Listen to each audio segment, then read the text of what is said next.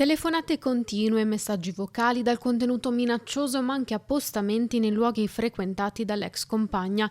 È così che un 36enne di origine straniera, residente nel veneziano, avrebbe perseguitato la donna dopo la fine della loro relazione.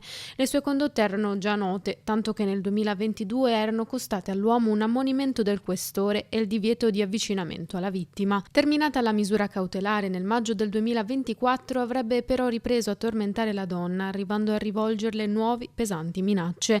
Gli episodi sarebbero culminati in minacce di morte indirizzate non solo alla donna ma anche alla figlia. La vittima ha presentato così querela nel corso dello scorso luglio, consentendo ai carabinieri di San Donà di Piave di ricostruire rapidamente la vicenda e raccogliere un grave quadro indiziario. Su delega della Procura di Venezia, il 18 agosto i militari hanno quindi eseguito l'ordinanza di custodia cautelare in carcere emessa dal GIP con l'accusa di atti persecutori aggravati. Il 36enne è stato portato così nella casa circondariale di Santa Maria Maggiore a Venezia.